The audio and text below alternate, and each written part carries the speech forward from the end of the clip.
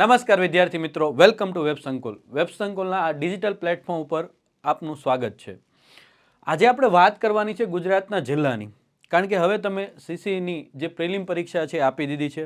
PSI અને કોન્સ્ટેબલની પણ તમે તૈયારી કરતા હશો, જેની અંદર તમને આ લેક્ચર છે ખૂબ જ ઉપયોગી થવાનો છે. અને એટલા માટે આજે આપણે શરૂઆત કરીએ છીએ ગુજરાતના જિલ્લાની.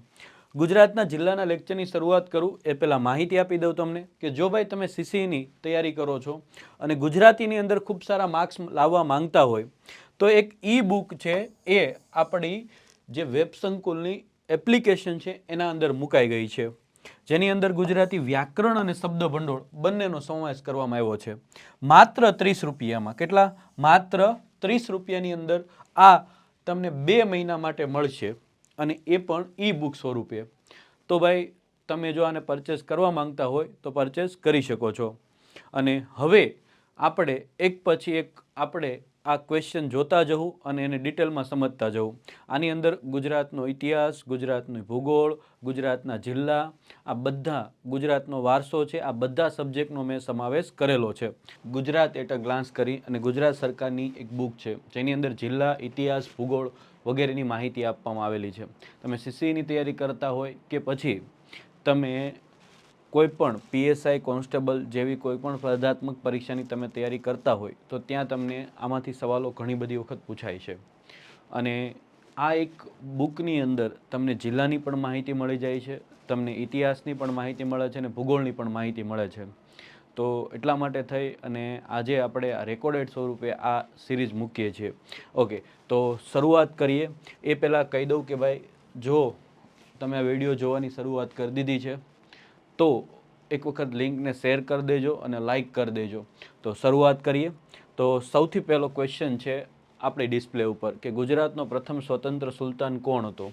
તમને બધાને ખબર છે કે જો આપણે લાઈવ ભણતા હોય તો પહેલાં તમે જવાબ આપો ને પછી આપણે એનો જવાબ રિવીલ કરતા હોઈએ છીએ. પણ અહીંયા હું તમને સવાલ હું જ આપી અને જવાબ પણ હું જ આપી. આ સમય દરમિયાન તમારે શું કરવાનું છે તો કે પહેલાં તો તમારે જેવો સવાલ આવે એટલે તમારે પહેલાં મનમાંનો જવાબ વિચારી લેવાનો છે. એવું લાગે તો વિડીયો પોઝ કરીને તમારે પહેલાંનો જવાબ આપવાનો છે અને પછી તમારે જવાબ જોવાનો છે. તો ભાઈ બધાને ખબર છે કે ગુજરાતનો પ્રથમ સ્વતંત્ર સુલતાન તમને પૂછ્યો છે તો કોણ આવશે ભાઈ? તો કે એ આવશે જફર ખાન. શું? જફર ખાન છે એ ગુજરાતનો પહેલો કેવો છે ભાઈ? તો કે સ્વતંત્ર સુલતાન છે. પૂરું નામ પૂછે તો જફર ખાન મુઝફ્ફર, કે જે ગુજરાતનો પહેલો આપણે શું કહી શકીએ કે સ્વતંત્ર સુલતાન કહી શકીએ. ઓકે, એના વિશે આપણને માહિતી શું મળે છે અને શા માટે આપણે આની ચર્ચા કરીએ છીએ? ગુજરાતના ઇતિહાસનો સવાલ કહી શકાય, પરંતુ આપણે આ Gujarat at a glance book છે અને એની વિશે આપણને આની અંદર જે માહિતી આપી છે એની આપણે ચર્ચા કરવાના છીએ. તમને ખબર છે કે ભાઈ ગુજરાત છે એ ગુજરાતની અંદર એવું કહેવાય છે કે આમ ખરા અર્થમાં ઇતિહાસની શરૂઆત આપણે કરતા હોઈએ ને તો ચાવડા વંશથી કરીએ છીએ. તમને ખ્યાલ છે કે ભાઈ ચાવડાઓ છે અને એની અંદર વનરાજ ચાવડો હતો અને એ વનરાજ ચાવડા દ્વારા 2 નગરની રચના કરવામાં આવેલી, 2 નગર બંધાવવામાં આવેલા. એક હતું અણહિલપુર પાટણ અને બીજું ચાંપાનેર. એમાં અણહિલપુર પાટણ હતું અને એ પાટણ છે એ ચાવડા વંશના રાજાઓ હતા અને એમની રાજધાનીનું શહેર હતું. ત્યાર પછી ચાવડાઓ પછી સોલંકીઓ આવે છે અને એ સોલંકીઓ પછી વાઘેલાઓ આવે છે. આ વાઘેલાઓના સમય સુધી આ પાટનગર કયું રહી છે ભાઈ? તો કે એ પાટણ રહી છે. તો અહીંયા એ જ વાત કરેલી છે કે ભાઈ 9મી સદીની અંદર જે સોલંકી યુગનો ઉદય થાય છે, એટલે કે ચાવડા છે એનો અસ્ત થાય છે અને સોલંકી યુગનો શું થાય છે? ઉદય થાય છે. અને જેના શાસનકર્તાએ ગુજરાતમાં ગૌરવવંતો ઇતિહાસ બનાવ્યો છે. તમને ખ્યાલ છે કે ભાઈ ગુજરાતના ઇતિહાસનો ગોલ્ડન પીરિયડ કેવો હોય તો આપણે સોલંકી વંશને કહીએ છીએ કે સ્થાપત્યની દ્રષ્ટિએ, કલાની દ્રષ્ટિએ કે અન્ય રીતે સૌથી સારામાં સારો ગુજરાતનો વિકાસ થયો હોય તો એ સોલંકી વંશ દરમિયાન થયેલો છે. એટલા માટે કીધું છે કે આ જે કંઈ શાસનકર્તાઓ થઈ ગયા અને એમાં જે સોલંકી વંશના જે શાસકો થઈ ગયા એમણે ગુજરાતના ઇતિહાસને કંઈક અલગ રંગમાં રંગ્યો છે. ઓકે, ત્યારબાદ દીર્ઘકાળ સુધી મુસ્લિમ શાસકો, તમને ખ્યાલ છે કે ભાઈ વાઘેલા વંશના છેલ્લા રાજા કરણદેવ વાઘેલા છે અને ત્યાર પછી એવું કહેવાય છે કે એમના મંત્રી માધવ મંત્રીના કહેવાથી ગુજરાત ઉપર આક્રમણ થાય છે અને એ ગુજરાત ઉપર આક્રમણ થાય છે અને એમાં અલાઉદ્દીન ખિલજીની જીત થાય છે અને ત્યાંથી ધીમે ધીમે એવું કહેવાય કે ભાઈ મુસ્લિમ સત્તાનો પાયો નખાય છે. તો અહીંયા એ જ કહેવા માંગે છે કે મુસ્લિમ શાસકો અહેમદ પહેલો કે જેણે ગુજરાત ઉપર સૌપ્રથમ સ્વતંત્ર મુસ્લિમ શાસક તરીકે 1419માં અમદાવાદમાં શાસનની ધુરા સંભાળેલી.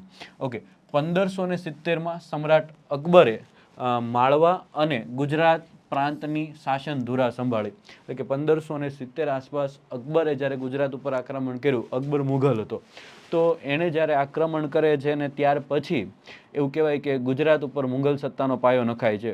અને એ મુઘલ સત્તાનો ગુજરાતમાં પાયો નખાય છે અને ગુજરાત વિજયની યાદની અંદર એ વ્યક્તિએ ફતેપુર સિકરીનું નિર્માણ કરાવેલું. ફતેપુર સિકરીની અંદર બુલંદ દરવાજાનું નિર્માણ કરાવેલું. ઓકે, તો ભાઈ એ જ રીતના આગળ વાત કરીએ તો કે સમયાંતરે ગુજરાતનો કારોબાર વિવિધ રજવાડાઓના હાથમાં હતો. ઈસવીસન 1947ની અંદર તમને બધાને ખબર છે કે અંગ્રેજોને ધકેલી અને આપણે સ્વતંત્ર થયા અને લોકશાહીની શરૂઆત થઈ. એટલે કે 1947માં ભારત આઝાદ થયો અને ત્યારથી લઈ અને 1 મે 1960ના રોજ આપણું બૃહદ મુંબઈમાંથી ગુજરાત રાજ્ય શું પડે છે? અલગ પડે છે. અને ત્યારબાદ આપણી પહેલી રાજધાની પણ કઈ બને છે? અમદાવાદ બને છે. અને ત્યાર પછી આપણી રાજધાની કઈ બને છે? તો કે ગાંધીનગર બને છે. ઓકે, આ બધી વાત આપણે કરી. 1970માં ગુજરાતનું પાટનગર શું બને છે? ગાંધીનગર બને છે. ઓકે, એવું કહેવાય છે કે ભાઈ આમ તો 1970માં ગાંધીનગરનું નિર્માણ થયેલું. હિતેન્દ્રભાઈ દેસાઈની સરકારની અંદર એવું કહેવાય કે એ આપણું પાટનગર બને છે. ચાલો, મુસ્લિમ શાસન 400 વર્ષ સુધી રહ્યું અને ઝફર ખાન મુઝફ્ફરને તે સમયના નબળા દિલ્હીના સુલતાનોનો ફાયદો ઉઠાવી અને ગુજરાતમાં પહેલો સ્વતંત્ર સુલતાન બન્યો. આખી ઘટના આવી છે કે ભાઈ તમને ખ્યાલ છે કે દિલ્હીની અંદર અલગ અલગ રાજવંશોએ શાસન કરેલું, જેને આપણે સલ્તનત કાળ તરીકે આપણે ઓળખીએ છીએ. કે જેની અંદર તમને ખબર છે કે ખલજી વંશ હોય કે પછી તુગલક વંશ હોય, આવા બધા શાસકો શાસન કરતા. પણ એક સમય એવો આવે છે કે દિલ્હીની અંદર આ શાસકો નબળા પડે છે અને પછી એના જે સુબાઓ હતા એ સ્વતંત્ર થવા મળે છે. અને એ જ રીતના ગુજરાતની અંદર જ્યારે દિલ્હી શાસન નબળું પડે છે ને ત્યારે ઝફર ખાન મુઝફ્ફર છે એ પેલો દિલ્હીનો શું બને છે? સ્વતંત્ર એવું કહેવાય કે ગુજરાતનો સ્વતંત્ર સુલતાન બને છે. તેણે પોતાનું નામ મુઝફ્ફર શાહ જાહેર કરેલું. તેણે પોતાનું નામ શું જાહેર કરેલું? મુઝફ્ફર શાહ જાહેર કર્યું હતું. અહેમદ પહેલો જેણે ગુજરાત પ્રાંતના પ્રથમ સ્વતંત્ર મુસ્લિમ શાસક તરીકે ઈસવીસન 1411માં સાબરમતી નદીના કિનારે અમદાવાદ નગરની રચના કરાવેલી, અથવા તો અમદાવાદની સ્થાપના કરનાર વ્યક્તિ કોણ હતા ભાઈ? તો કે તમને બધાને ખબર છે કોણ આવશે? પ્રથમ સ્વતંત્ર મુસ્લિમ શાસક કોણ હતા? અહેમદ શાહ. અને એમણે અમદાવાદની રચના કરેલી. ઓકે, તો આ બેઝિક માહિતી થઈ. હવે આગળ વાત કરીએ ભાઈ તો કે બીજો સવાલ શું કહે છે કે અલાઉદ્દીન ખિલજીએ ગુજરાત પર કયા વર્ષમાં આક્રમણ કર્યું હતું? ઓકે, સામાન્ય રીતે આપણને બધી ખબર હોય કે ભાઈ વાઘેલા વંશના છેલ્લા રાજા હતા. અને આ ઘટના પરથી તમે બધા બહુ જાણીતા છો એટલા માટે એની વાત નથી કરતો. કરણદેવ વાઘેલા છે અને એ કરણદેવ વાઘેલાનો મંત્રી હતો માધવ મંત્રી. અને એ માધવ મંત્રી છે એ ગુજરાત ઉપર આક્રમણ કરવા માટે એવું કહેવાય છે કે ખલજી વંશના રાજા અલાઉદ્દીન ખિલજીને આમંત્રણ આપે છે. એ પછી ગુજરાત ઉપર શું કરે છે? આક્રમણ કરે છે, જેનો સંદર્ભ ઇતિહાસ આપણને ઘણી બધી જગ્યાએથી મળે છે. ઓકે, તો ભાઈ એ કયા વર્ષની અંદર આક્રમણ કરે છે એવો સવાલ પૂછાણો. તો એમને ક્યારે? તો કે ભાઈ 1298ની અંદર ગુજરાત ઉપર શું કરેલું ભાઈ? આક્રમણ કરેલું. અને એ 1298ની અંદર જ્યારે આક્રમણ થાય છે અને ત્યારે એવું કહેવાય છે કે અહીંયા વાઘેલા વંશના છેલ્લા રાજા છે એને હરાવી અને ગુજરાતની અંદર એ સલ્તનતનો પાયો નાખે છે. અગાઉ 1226માં મોહમ્મદ ગઝનવીએ ગુજરાત ઉપર આક્રમણ કરેલું. આથી તમે બધા જાણીતા છો.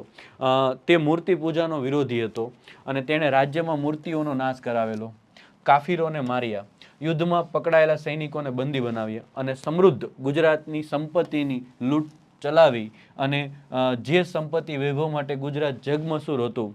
અને ત્યારબાદ અલાઉદ્દીન ખિલજી આવે છે એ 1298માં ગુજરાત ઉપર શું કરે છે? આક્રમણ કરે છે. એટલે પેલું લૂંટફાટ કરવા માટે કોઈ વ્યક્તિ હોય તો મોહમ્મદ ગઝની છે. એને તમે બહુ સારી રીતે જાણો છો એટલે એમાં વધારે ડીપમાં નથી ઉતરતો.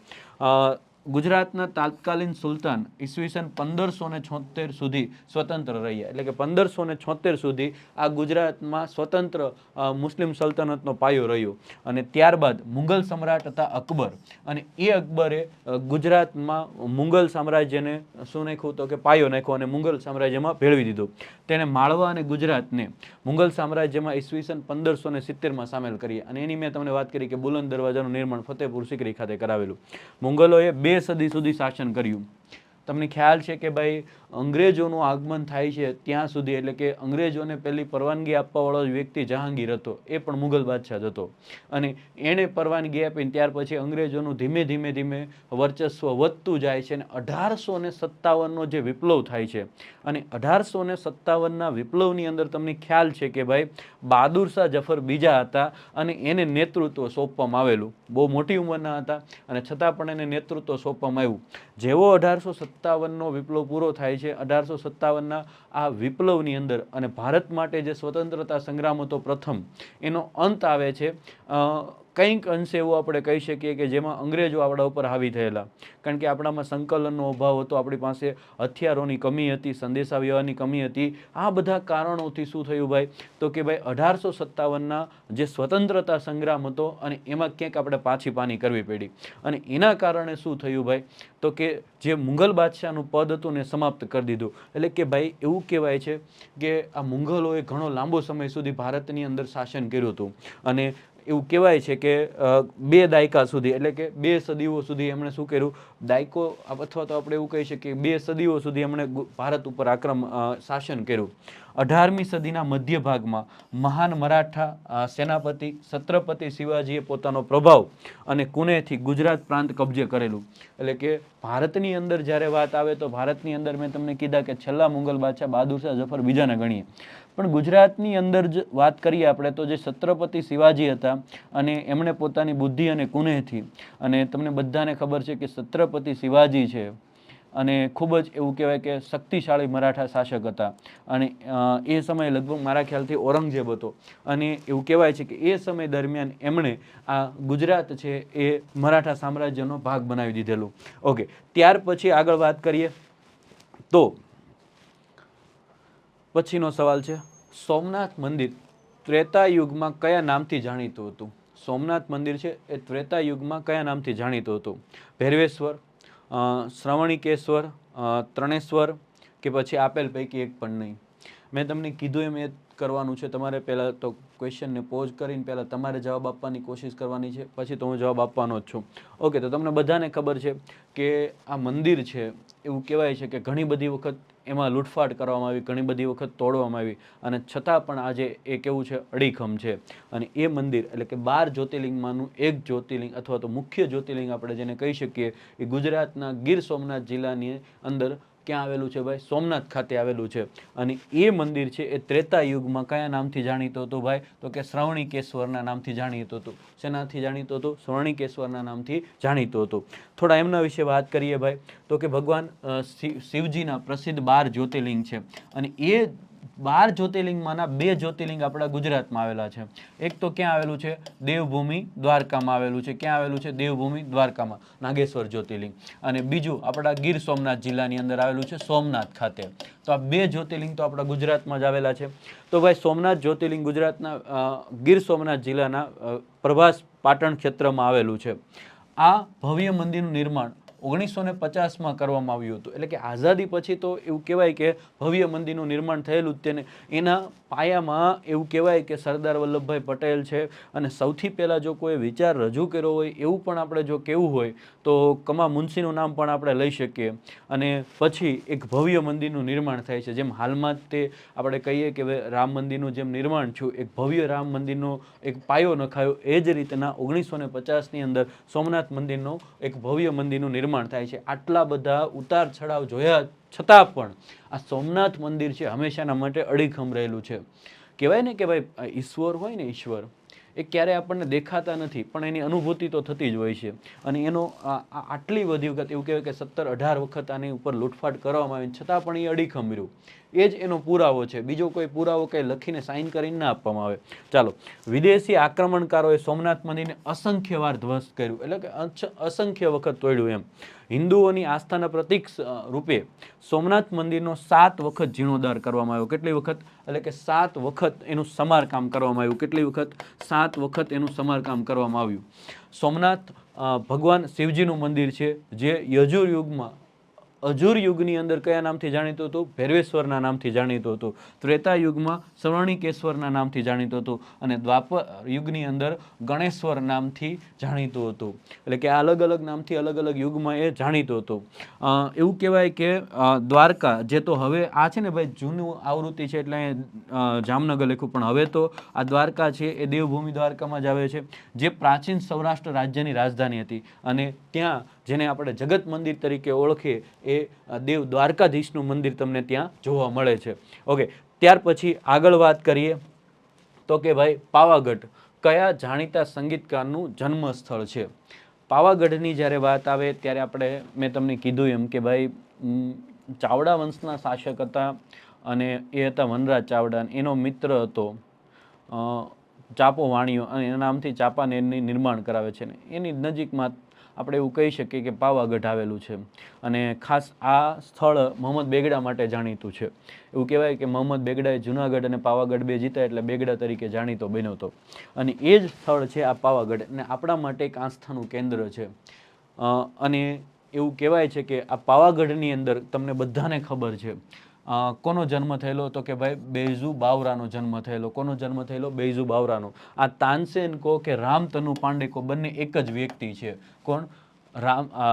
રામતનુ પાંડે કે તાનસેન, આ બંને તો એક જ વ્યક્તિ છે. આ તમને ખ્યાલ હશે કે આ વ્યક્તિ કોણ છે? તો કે ભાઈ તાનસેન છે એ શેના માટે જાણીતા હતા? દીપક રાગ માટે જાણીતા હતા. શેના માટે જાણીતા હતા? દીપક રાગ માટે જાણીતા હતા. એવું કહેવાય છે કે પેલું તાનારીરી મહોત્સવનું નામ તમે સાંભળો, તાનારીરી મહોત્સવનું નામ તમે સાંભળો અને એ તાનારીરી મહોત્સવ દરમિયાન આ તાના અને રીરી બંને બહેનો હતી એ મલ્હાર રાગ માટે જાણીતી હતી. અને એ જે કંઈ ઘટના બની છે, એ જે કાંઈ તમે જાણો છો, એ બંને વસ્તુ એ કોની સાથે જોડાયેલી છે? તાનસેન સાથે જોડાયેલી છે. કોની સાથે જોડાયેલી છે? તાનસેન સાથે જોડાયેલી છે. ઓકે, તો આ વ્યક્તિ પણ શું હતા ભાઈ? સંગીતકાર હતા. અને એ વ્યક્તિ એટલે કે બેઝુ બાવરા, એનો જન્મ આપણા ગુજરાતના પાવાગઢ ખાતે થયેલો છે. ત્યાર પછી હવે એના વિશે થોડી વાત કરીએ કે પાવાગઢ છે એ તમને બધાને ખબર છે કે શેના માટે જાણીતું છે? આ પ્રસિદ્ધ ઐતિહાસિક અને ધાર્મિક યાત્રા, પ્રસિદ્ધ ઐતિહાસિક અને ધાર્મિક યાત્રાધામ છે, ચાંપાનેર ખાતે આવેલું છે. ક્યાં આવેલું છે? ચાંપાનેર ખાતે. અને ચાંપાનેરની મેં તમને પહેલાં વાત કરી દીધી છે કે ભાઈ બહુ સરસ મજાની એક કહાની પણ આમની સાથે જોડાયેલી છે. તમને બધાને ખબર છે કે વનરાજ ચાવડો છે એના મિત્ર ચાપા વાણિયાની યાદમાં નગર વસાવે છે, પણ એનો બીજો એક મિત્ર પણ હતો અણહિલ ભરવાડ, એના નામ પરથી અણહિલપુર પાટણની રચના કરે છે. સંજોગો જુઓ તમે, સંયોગો જુઓ કેવા છે. તો કે સૌથી પહેલી વર્લ્ડ હેરિટેજ સાઇટ કોને જાહેર કરવામાં આવે છે ભાઈ? તો કે ચાંપાનેરને 2004માં જાહેર કરવામાં આવે છે. અને બીજું એક નગર એમણે વસાવેલું પાટણ, અને પાટણની રાણકી વાવ છે. પાટણની જે રાણકી વાવ છે અને એ રાણકી વાવને 2014ની અંદર શું કરવામાં આવે છે ભાઈ? તો કે વર્લ્ડ હેરિટેજ સાઇટ જાહેર કરવામાં આવે છે. અને એ બંને નગરના નિર્માણમાં આ વ્યક્તિનો મહત્વનો ફાળો હતો. પાવાગઢને યુનેસ્કો દ્વારા વર્લ્ડ હેરિટેજ સાઇટનો દરજ્જો અપાવો. ચાંપાનેર કહી શકીએ આપણે, પાવાગઢને ના કહી શકીએ. પણ આ જૂની આવૃત્તિ છે એટલે થોડુંક આ વસ્તુ તમારે રહે. પાવાગઢ મંદિર પર્વતની શિખર પર આવેલું છે, જેની ઊંચાઈ કેટલી છે ભાઈ? 1471 ફૂટ છે. ગુજરાત સ્થિત પાવાગઢ જગ પ્રસિદ્ધ સંગીતકાર હતા. કોણ? તો કે બેઝુ બાવરા, અને એનું જન્મ સ્થળ છે. જુનાગઢ સ્થિત ગિરનાર પર્વત પર હિન્દુ સાધુઓ અને જૈન મુનિઓ અતિ પવિત્ર સ્થાનકો માનું એક છે. અને જુનાગઢની જ્યારે વાત આવે તો તમને બધાને ખબર છે શેના માટે જાણીતું છે? ભવનાથનો મેળા માટે જાણીતું છે. આ ભવનાથનો મેળો છે એ ક્યાં? તો કે ત્યાં ભવનાથ મહાદેવનું મંદિર આવેલું છે. કઈ નદીના કિનારે? તો કે સુવર્ણરેખા નદીના કિનારે. કઈ નદીના કિનારે? સુવર્ણરેખા નદીના કિનારે આ ભવનાથ મહાદેવનું મંદિર આવેલું છે. અને ત્યાં મહાવદ 11રસથી લઈ અને ક્યાં સુધી? તો કે અમાસ દરમિયાન શું ભરાય છે? ભવનાથનો મેળો ભરાય છે. રવેડીની વાત છે કે એ બધા તમે સારી રીતે જાણો છો. ઓકે, ત્યાર પછી સાધુઓના અખાડા, તેમની અલગારીને લીધે પ્રસિદ્ધ છે જુનાગઢ. ઘણા સાધુઓ અને પવિત્ર દેહધારી પુરુષો તેમની મસ્તીમાં જીવન અહીંયા વિતાવે છે. ક્યાં? તો કે જુનાગઢ ખાતે. વિશેષ રૂપથી જૈન તીર્થંકર કોણ છે ભાઈ? નેમિનાથ, અને તેમના દિવ્ય રૂપ સાથે બિરાજમાન છે. આ નેમિનાથની કથા તમે સાંભળીએ છે કે એક જૈન ગ્રંથ છે અને એનું નામ છે તમને ખબર છે કે 12માસી, આપણે એને કાવ્ય કહીએ છીએ, 12માસી કાવ્ય કહીએ છીએ. અને એ 12માસી કાવ્ય એટલે નેમિનાથ ચતુષ્પાદિકા. અને એ નેમિનાથ ચતુષ્પાદિકા અનુસાર એવું કહેવાય છે કે આ નેમિનાથ એટલે કોણ હતા? તો કે ભગવાન કૃષ્ણના પિતરાય ભાઈ હતા. ભગવાન કૃષ્ણના પિતરાય ભાઈ હતા. અને એ વ્યક્તિ છે એના લગ્ન એવું કહેવાય છે કે જુનાગઢમાં એવું કહેવાય છે કે ઉગ્રસેનની પુત્રી હતી રાજીમતી, અને એમની સાથે ઘણા બધા એને રુજુલ પણ કહે છે, આ રાજીમતી સાથે નક્કી થયેલા. અને જ્યારે એમની જાન જોડીને જુનાગઢ જતા હોય છે, એ જ સમય દરમિયાન રસ્તામાં એક ઘટના જોવે છે, એક દ્રશ્ય જોવે છે કે ઘણા બધા પશુ પ્રાણીઓ છે એને ક્યાં પૂરી દીધેલા? ભાઈ વરંડામાં પૂરેલા હતા. એ જોવે છે અને પૂછે છે કે ભાઈ આ પશુ પ્રાણીઓ છે તો આ જંગલમાં વિસરવા માટે બન્યા છે, અને તમે શું કામ આની અંદર પૂરી રાખ્યા છે? અને ત્યારે એને જવાબ મળે છે કે તમારા લગ્નમાં ભોજન સ્વરૂપે આનો ઉપયોગ કરવામાં આવશે. અને ત્યાંથી પછી આ વ્યક્તિ વિચારે છે કે મારા એકની ખુશી માટે જો આટલા અબોલ પ્રાણીઓનો જો ભોગ લેવાતો હોય તો મારે લગ્ન કરવા નથી, અને સંન્યાસ લઈ લે છે. અને એથી જ તે આ ખૂબ જાણીતું એમનું દિવ્ય રૂપ બિરાજમાન નેમિનાથની મૂર્તિ તમને અહીંયા જોવા મળે છે. ગિરનાર પર્વત ઉપર રાષ્ટ્રીય સ્તરની પ્રતિયોગિતાનું આયોજન થાય છે. ત્યાર પછી તેમાં તમને બધાને ખબર છે કે 9,990 પગથિયા છે. અને એવું કહેવાય છે કે ભાઈ આ જે ગિરનાર પર્વત છે એવું કહેવાય કે ઘણા બધા ઐતિહાસિક સ્થળો આની સાથે જુનાગઢ સાથે જોડાયેલા છે. જેમાં તમે અડીકડીની વાવ લઈ શકો, અડીકડીની વાવ લઈ શકો. પછી તમને ખબર છે કે ઉપરકોટનો કિલ્લો છે. ત્યાર પછી બીજું જો આપણે કહેવું હોય તો કે ભાઈ એક ગુજરાતી સાહિત્યની અંદર ખૂબ જાણીતા નરસિંહ મહેતા, અને એ નરસિંહ મહેતાનો ચોરો, નરસિંહ મહેતાનો ચોરો છે એ પણ તમને ક્યાં જોવા મળશે? તો કે અહીંયા જોવા મળશે. બીજું ભવનાથ મંદિરની મેં તમને વાત કરી દીધી. પછી અશોકો, રુદ્રદામાકો કે સ્કંદગુપ્તકો, આનો શિલાલેખ પણ તમને ક્યાં જોવા મળશે ભાઈ? તો કે જુનાગઢની અંદર જોવા મળશે.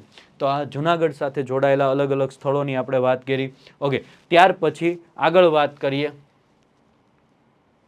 કે ભારતની 7 પવિત્ર નદીઓમાંની એક નદી ગુજરાતમાં કયા જિલ્લામાંથી પસાર થાય છે? કે 7 પવિત્ર નદીઓ છે, એમાંની એક નદી ગુજરાતના કયા જિલ્લામાંથી પસાર થાય છે? ઓકે, તો તમને બધાને આમ તો ખબર પડી જ જવી જોઈએ કે કઈ નદી હોય. તો કે બધાને ખબર છે કે એ કઈ આવશે? નર્મદા. કઈ નદી આવશે? નર્મદા નદી આવશે. અને એ નર્મદા જિલ્લામાંથી પસાર થાય છે, કારણ કે ગુજરાતની જીવાદોરી સમાન નદી આપણે એને ગણીએ છીએ. ઓકે, તો વાત કરીએ કે ભાઈ ગુજરાતના 5 પવિત્ર તળાવમાંનું નારાયણ સરોવર છે, અને 7 પવિત્ર નદીઓમાંની એક નર્મદા નદી છે. એ ક્યાંથી પસાર થાય છે? તો કે ગુજરાતના નર્મદા જિલ્લામાંથી પસાર થાય છે. 5 પવિત્ર તળાવોની જો વાત આવે તો એમાં નારાયણ સરોવરનો સમાવેશ થાય છે. અને 7 પવિત્ર નદીઓની વાત કરવામાં આવે તો કઈ નદી આવશે? નર્મદા નદી આવશે. અને એ ગુજરાતના નર્મદા જિલ્લામાંથી પસાર થાય છે. ડાકોર છે, આ ડાકોરની અંદર તમને બધાને ખબર છે કે માણેકઠારી પૂનમનો મેળો ભરાય. શેનો મેળો ભરાય? માણેકઠારી પૂનમનો મેળો ભરાય છે. આ સિવાય બીજી જો વાત કરું મિત્રો, તો કે આ જે સ્થળ છે અને ત્યાં જે માણેકઠારી પૂનમનો મેળો ભરાય છે એ આસો સુદ પૂનમના દિવસે, આસો પૂનમના દિવસે ભરાય છે. જો આસો તમે લખતા હોય ને તો પૂનમ લખો, આસો સુદ લખવાની જરૂર નથી. શું? આસો પૂનમના દિવસે શું ભરાય છે? તો કે મેળો ભરાય, જેને આપણે શરદ પૂર્ણિમા પણ કહીએ છીએ, જેને આપણે માણેકઠારી પૂનમનો મેળો કહીએ છીએ. આ સિવાય ડાકોરના ગોટા પણ પ્રખ્યાત છે. શું પ્રખ્યાત છે ભાઈ? ગોટા પણ પ્રખ્યાત છે. આ સિવાય તો કે તમને બધાને ખબર છે કે ગોમતી તળાવ, ગોમતી તળાવ પણ અહીંયા આવેલું છે. શું આવેલું છે? ગોમતી તળાવ પણ આવેલું છે. ઓકે, દ્વારકા છે તો એની વાત કરી આપણે, સોમનાથની આપણે વાત કરી. ત્યાર પછી આપણે વીરપુર, વીરપુર એટલે જલારામ બાપા. આ જલારામ બાપાનું એકમાત્ર મંદિર એ ક્યાં આવેલું? એકમાત્ર તો ન કહી શકીએ, પણ એકમાત્ર એવું મંદિર કે ત્યાં 1 પણ રૂપિયાનું દાન લેવામાં નથી આવતું, એવું આ વીરપુર છે એ રાજકોટ જિલ્લાની અંદર આવેલું છે. ત્યાર પછી ખોડિયાર, પછી સારંગપુર છે જ્યાં હનુમાન દાદાનું મંદિર છે. ત્યાર પછી 3 ધરા આવેલા છે. એક ગળધરો આવેલો છે, એ આપણા ધારી ખાતે આવેલો છે અમરેલીમાં. ત્યાર પછી સારંગપુર છે, ત્યાર પછી ગોંડલ છે. વગેરે સ્થળો ધર્મ અને આસ્થાના પવિત્ર સ્થાનકો ગુજરાતમાં આવેલા છે. પારસીઓના 3 પવિત્ર યાત્રાધામો ગુજરાતમાં આવેલા છે. આગ મંદિર ઉદવાડા, એવું કહેવાય છે કે જે આતશે બહેરામ કરીને એનો જે પવિત્ર અગ્નિ છે એ ક્યાં તમને જોવા મળશે? ઉદવાડામાં જોવા મળશે. અને આત્મ બહેરમ નવસારીમાં અને સુરતમાં આત્મ બહેરમ, આ 3 જગ્યાએ તમને કોના? તો કે પારસીઓના પવિત્ર સ્થળો જોવા મળશે. સુરત છે, એક ઉદવાડા છે, નવસારી છે. આ 3 સ્થળોએ તમને જોવા મળશે. પારસીઓએ ભારત આવવા માટે ઉતરાણ કર્યું હતું તે સજાણ બંદર પણ ક્યાં આવેલું છે? તો કે દરિયાકાંઠે. હવે બંદર કીધું તો બંદર દરિયાકાંઠે, તો એ આપણે સમજી જવાનું હોય. ત્યાર પછી સ્વામિનારાયણ સંપ્રદાયના પવિત્ર મંદિરો, તો કે ભાઈ અમદાવાદ ખાતે આવેલું છે વડતાલ, પછી ગઢડા છે, સાળંગપુર છે, મૂળી છે, પીપલાણા છે, ત્યાર પછી જુનાગઢ, અક્ષરધામ, બોસાસણ, ગોંડલ વગેરે સ્થળોએ આ બધા સ્વામિનારાયણ સંપ્રદાય સાથે જોડાયેલા શું છે ભાઈ? તો કે સ્વામિનારાયણ મંદિરો છે. જેના 5 માંથી 2 યાત્રાધામો, એક પાલીતાણા ક્યાં આવેલું છે ભાઈ? તો કે ભાવનગર જિલ્લાની અંદર. ક્યાં આવેલું છે? ભાવનગર જિલ્લાની અંદર આવેલું છે. અને બીજું ગિરનાર એટલે ગિરનાર છે એ ક્યાં આવેલું છે? જુનાગઢ ખાતે આવેલું છે. ત્યાર પછી જૈન યાત્રાધામો જેવા કે શંખેશ્વર છે, આ પણ ખૂબ જાણીતું છે. તારંગા મહેસાણા છે, કુંભારિયાના ડેરા જાણીતા છે, ભદ્રેશ્વર છે, પછી માંડવી છે, મહુડી છે. આ મહુડી પણ તમે બધા જાણો છો કે ગાંધીનગરમાં, આમ તો જિલ્લો એને ગાંધીનગર લાગે છે એટલા માટે ગાંધીનગર કીધું છે. ઓકે, મહુડી છે અને ત્યાં ઘંટાકર્ણ મહાવીરની મૂર્તિ પણ આવેલી છે. તો આ બધા જૈન ધર્મ સાથે જોડાયેલા શું છે? તો કે તીર્થ સ્થળો છે. અને આ બધી વસ્તુ જ છે ને, આ પવિત્ર સ્થળો છે કે પછી તમને સંગ્રહાલયો જોવા મળે કે વાવ જોવા મળે, આ એક પ્રકારનો આપણો વારસો છે, આ એક પ્રકારનું આપણું ઘરેણું છે. અને જેના થકી જ આપણે શું લાગીએ છીએ? ઉજળા લાગીએ છીએ. ત્યાર પછી ભારતનું એકમાત્ર વોકિંગ ટૂર ગુજરાતના કયા જિલ્લામાં આવેલ છે? તમને નામ વાંચતા જ ખબર પડી જાય કે ભાઈ ગુજરાતની અંદર આવું એક જ સ્થળ આવેલું છે, અને એ કયું છે? તો કે ભાઈ અમદાવાદ છે. તમને ખ્યાલ છે કે અમદાવાદની અંદર આપણે શું કરીએ છીએ ભાઈ? તો કે હેરિટેજ વોક કરીએ છીએ, જેને આપણે વોકિંગ ટૂર તરીકે આપણે ઓળખીએ છીએ. સરખેજ અને ઊંઝા છે, ઉનાવામાં ઇસ્લામ સંપ્રદાયની અથવા તો ઇસ્લામ ધર્મની પવિત્ર મસ્જિદ આવેલી છે. અગાઉ આપણે પારસીઓના 3 પવિત્ર સ્થળોની વાત કરી, પછી આપણે હિન્દુ ધર્મ સાથે જોડાયેલા પવિત્ર સ્થળોની વાત કરી, પછી આપણે સ્વામિનારાયણ સંપ્રદાય સાથે જોડાયેલા પવિત્ર સ્થળોની વાત કરી, પછી જૈન ધર્મ સાથે જોડાયેલા પવિત્ર સ્થળોની વાત કરી. હવે ઇસ્લામ ધર્મની વાત કરીએ તો કે ભાઈ સરખેજનો રોજો છે એ ખૂબ જાણીતો છે. એ જ રીતના ઊંઝા, અને એ ઊંઝામાં પણ ઇસ્લામ ધર્મની પવિત્ર શું આવેલી છે? મસ્જિદ આવેલી છે. આધ્યાત્મિક ગુરુઓમાં મોરારી બાપુ કે જે રામચરિત માનસનું શું કરે છે? ગાન કરે છે. રમેશ ઓઝા છે. આ બધા લોકો છે એ હિન્દુ ધર્મના પિલર સમાન છે, કારણ કે હિન્દુ ધર્મને ફેલાવવાનું કામ કરનારા બધા લોકો છે, જેઓ ભારતભરમાં પ્રસિદ્ધ છે. ગુજરાતના સમૃદ્ધ વિશ્વ પ્રસિદ્ધ સ્થાપત્ય કલાના નમૂના પણ આપણા ભારતની અંદર, આપણા ગુજરાતની અંદર ઘણા બધા આવેલા છે. પ્રાચીન શહેર જેવા કે લોથલ, જેને આપણે સિંધુ સભ્યતાના અથવા તો હડપ્પીય સભ્યતાના સ્થળો તરીકે ઓળખીએ છીએ, એવું લોથલ ક્યાં આવેલું છે? તો કે અમદાવાદમાં આવેલું છે. ત્યાર પછી ધોળાવીરા છે, તો કે કચ્છ ખાતે આવેલું છે. અને એવું કહેવાય છે કે આ ધોળાવીરા એટલું પ્રસિદ્ધ છે કે વર્ષ 2021ની અંદર એને શું મળેલો છે? વર્લ્ડ હેરિટેજ સાઇટનો શું મળેલો છે? દરજ્જો મળેલો છે. ઓકે, ત્યાર પછી અમદાવાદ શહેર પણ એટલું જ મહત્વનું છે, કારણ કે 2017ની અંદર અમદાવાદ શહેરને પણ શું મળેલો છે? તો કે વર્લ્ડ હેરિટેજ સાઇટનો અથવા તો વર્લ્ડ હેરિટેજ સિટીનો શું મળેલો છે? દરજ્જો મળેલો છે. ઓકે, અમદાવાદની હેરિટેજ વોક ભારતની એકમાત્ર શું છે ભાઈ? વોકિંગ ટૂર છે, જે આપણો સવાલ હતો. ગુજરાતના અમૂલ્ય સ્થાપત્યના પરિણામે ગુજરાત પાસે 20 હેરિટેજ હોટલો કે જે જૂના મહેલોમાંથી બનાવવામાં આવી છે અથવા તો કિલ્લામાંથી બનાવવામાં આવેલી છે. તો આવી હેરિટેજ હોટલો અને મહેલો પણ આપણી પાસે રહેલા છે. ત્યાર પછી આગળ વાત કરીએ ભાઈ, ભદ્રના કિલ્લામાં કોનું સ્થાનક આવેલું છે? બહુ સરસ મજાનો સવાલ છે. ગણેશજીનું, બ્રહ્માજીનું, અંબાજી માતાનું કે મા કાલી માતાનું? પહેલાં તો ભદ્રનો કિલ્લો ક્યાં આવેલો છે ભાઈ? તો કે ભદ્રનો કિલ્લો છે આપણા અમદાવાદમાં આવેલો છે. અને એ અમદાવાદની અંદર આવેલા ભદ્રના કિલ્લામાં કોનું સ્થાનક છે ભાઈ? તો કે માં કાલીનું સ્થાનક આવેલું છે. કોનું સ્થાનક આવેલું છે ભાઈ? માં કાલીનું સ્થાનક આવેલું છે. એમના વિશે થોડીક વાત કરીએ કે કિલ્લાઓ અને મહેલો. મેં તમને કીધું ને કે 20 જેટલી એવી હોટલો છે કે જે કિલ્લાઓ અને શેમાંથી બનાવવામાં આવી છે? મહેલોમાંથી બનાવવામાં આવી છે, જેને હેરિટેજ હોટલો તરીકે આપણે ઓળખીએ છીએ. ગુજરાતમાં આવેલા કિલ્લાઓ, મહેલો તેના સ્થાપત્ય કલા અને ઐતિહાસિક ધરોહરનું શું છે ભાઈ? પ્રતિબિંબ છે. એટલે કે જે આપણને બતાવે છે કે ગુજરાતનો પૌરાણિક વારસો છે એ આટલો સમૃદ્ધ હતો. ત્યાર પછી વાત કરીએ કે ગુજરાતમાં હિન્દુ, મુસ્લિમ, યુરોપિયન સ્થાપત્યની ઝાંખી જોવા મળે છે. અલગ અલગ સ્થાપત્ય કલાની શૈલીઓ તમને અહીંયા જોવા મળે છે. ગુજરાતમાં પૌરાણિક કિલ્લાઓ અને મહેલો ઐતિહાસિક, સાંસ્કૃતિક પરંપરા અને કળા કૌશલ્યને ઉજાગર કરે છે. અમદાવાદ સ્થિત પ્રખ્યાત ભદ્રના કિલ્લામાં મધ્યકાલીન સમયનો ભવ્ય ઐતિહાસિક સ્થાપત્યનો નમૂનો આવેલો છે. ઈસવીસન 1411માં અહેમદ શાહે શું બંધાવેલું? તો કે અમદાવાદનું બાંધકામ કરેલું, જેમાં હિન્દુ ધર્મના મા સ્વરૂપ કાલી માતાનું શું આવેલું છે? સ્થાનક આવેલું છે. ક્યાં? તો કે ભદ્રના કિલ્લામાં. મધ્યકાલીન યુગમાં ભદ્રના કિલ્લામાં પ્રવેશ માટે 3 દરવાજાની ઇમારત રજવાડી પ્રવેશદ્વારો ગણાતું હતું. ગુજરાતમાં અસંખ્ય કિલ્લાઓ અને વિવિધ સ્થળોએ આવેલા છે, જેમ કે કચ્છની અંદર તમે ભુજ ખાતે જાઓ તો આઈના મહેલ છે. શું છે ભાઈ? આઈના મહેલ છે. રેડી?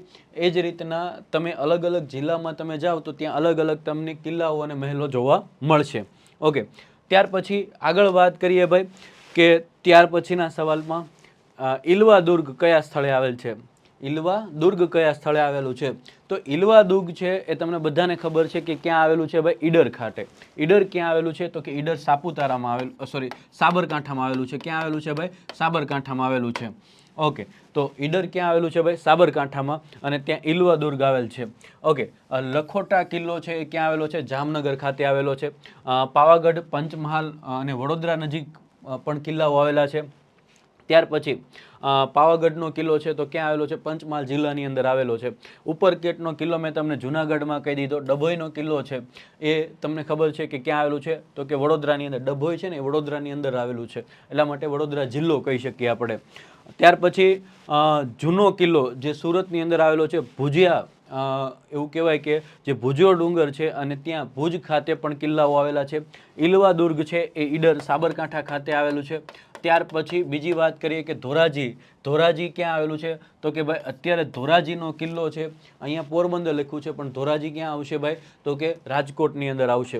ત્યાર પછી ઓખાબંધ દ્વારકા, ઝીંઝુવાડાનો કિલ્લો અને કચ્છના કિલ્લાઓ આવેલા છે. આટલા કિલ્લાઓ છે તમને ક્યાં જોવા મળે છે? ગુજરાતમાં જોવા મળે છે. કિલ્લાના નામ તમારે ખાસ યાદ રાખવાના છે. ઓકે, વિજય વિલાસ મહેલ તમને બધાને ખબર છે કે ખૂબ જાણીતો છે અને ગુજરાતની એક એવું કહેવાય ને કે એવું કહેવાય ને ખૂબ જાણીતા મહેલ તરીકે એક જાણીતો છે. પાલીતાણા, ભાવનગર, આઈના મહેલ, જેને જૂનો, પછી જૂનો મહેલની હમણાં વાત કરી, પછી પરાગ મહેલ છે, કુસુમ વિલાસ ભવન છે, પ્રેમ ભવન ઉદયપુર, ત્યાર પછી નવલખા મહેલ છે, રિવરસાઇડ મહેલ છે ગોંડલ, ત્યાર પછી દોલત નિવાસ મહેલ ઈડર, આર્ટ ડેકો મોરબી, પછી દિગ્વીર નિવાસ મહેલ, પછી વાસડા, પછી સુરત, પછી લક્ષ્મી વિલાસ મહેલ, નજરબાગ મહેલ છે, પ્રતાપ વિલાસ મહેલ છે વડોદરામાં, રાજમહેલ છે, હવા મહેલ છે વઢવાણની અંદર, ત્યાર પછી રણજીત વિલાસ મહેલ છે એ વાંકાનેર ખાતે આવેલ છે. ઓકે, તો આ અલગ અલગ કિલ્લાઓ અલગ અલગ સ્થળે આવેલા છે એની મેં તમને વાત કરી દીધી છે. ઓકે, જો અહીંયા શું આપેલું છે તો કે પહેલાં રાજમહેલ અને હવા મહેલ, બે મહેલના નામ આપ્યા અને પછી શું આપેલું છે? સ્થળનું નામ આપેલું છે. ઓકે, આગળ જઈએ તો આ બધા કિલ્લાઓ અલગ અલગ જગ્યાએ આવેલા છે. ત્યાર પછી ગાંધી સ્મારક સંગ્રહાલયની સ્થાપના કયા વર્ષમાં થઈ? ગાંધી સ્મારક સંગ્રહાલયની સ્થાપના કયા વર્ષમાં થઈ ભાઈ? તો કે એ 1951માં થયેલી છે. ક્યારે થયેલી છે? 1951માં થયેલી છે.